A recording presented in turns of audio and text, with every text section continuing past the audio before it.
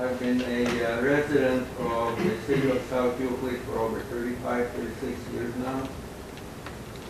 The first thing I'd like to say is the way this rollback has been handled by the city council here. I don't think it's the right way to do things. To hide things from its citizens, you're supposed to be working for us, not for yourself. Point number one.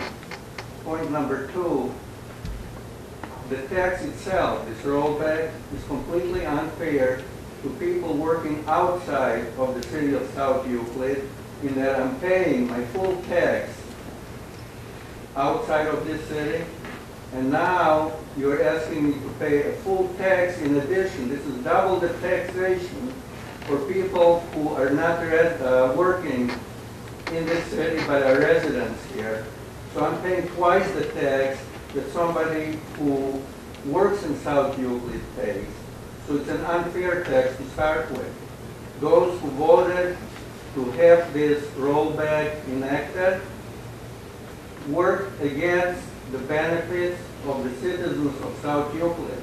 And I commend those who voted against this taking away this money from us.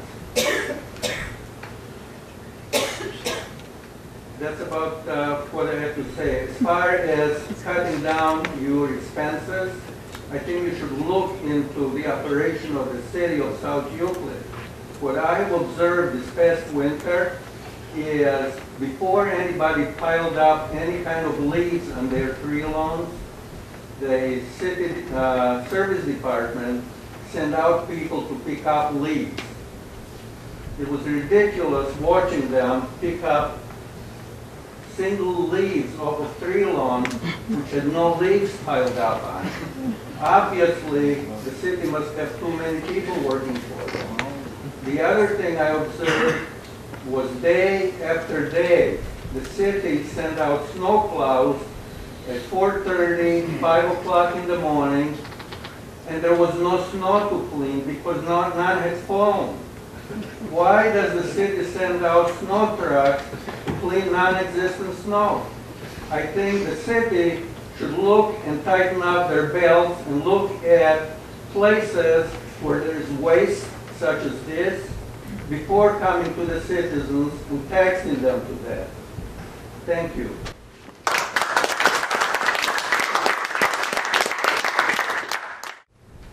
There have been a lot of good points made here tonight. I'm all for the city selling itself as best it can. To go out and sell the city, you couldn't do anything better than to bring new residents and new business in. And I have to agree with those people who said that we can't cut city services down to the bone, because at that point, we don't have the city services we need to carry on and keep the streets clean, take care of the housing stuff. I have to say that, I may not have agreed with some of the legislation for housing recently, but the Housing Commission has done a very nice job trying to keep on top of what is otherwise more or less an epidemic in the city of vacant properties. So I give credit where credit is due. That said, I think that we have to remember that the role of government, there are essentially two roles of government. During the good times, you have to be exceedingly open and exceedingly honest in everything that you do. You also have to be extremely careful with the public treasury.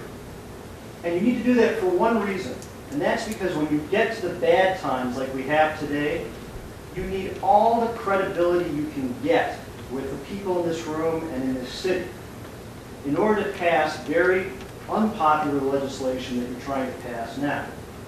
It may be necessary. I agree with what Jakob Lieber said a few weeks ago, that it's important to keep city services up. Unfortunately, you burn through all of your goodwill and you burn through all of your credibility. And it's not just you folks here, it's government in general. The state government's done the same thing and the federal government's done the same thing. I'm tired of bailing people out. I'm tired of paying for other people's mistakes. And yes, it's spiteful at this point because I'm sick of it. And a lot of people are tired of it. and you don't have the credibility you need. The president doesn't have the credibility that he needs to enact unpopular legislation.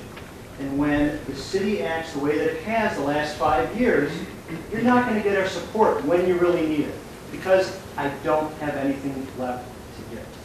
Thank you.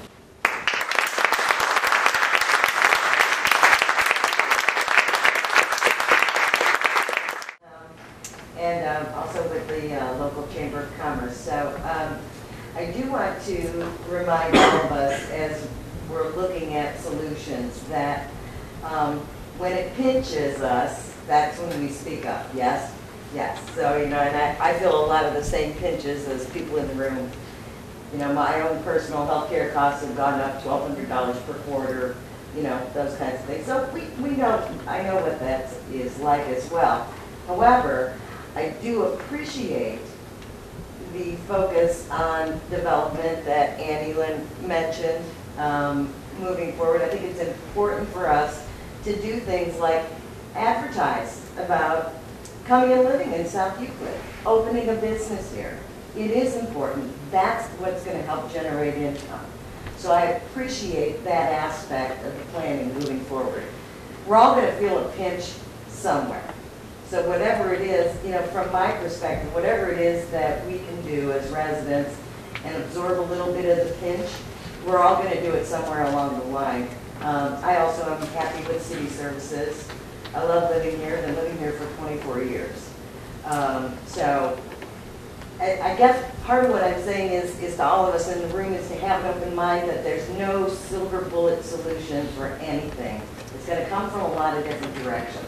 Maybe a little bit, like Ann said, it's going to come from some concessions from employees, but there has to be a broad vision for our growth.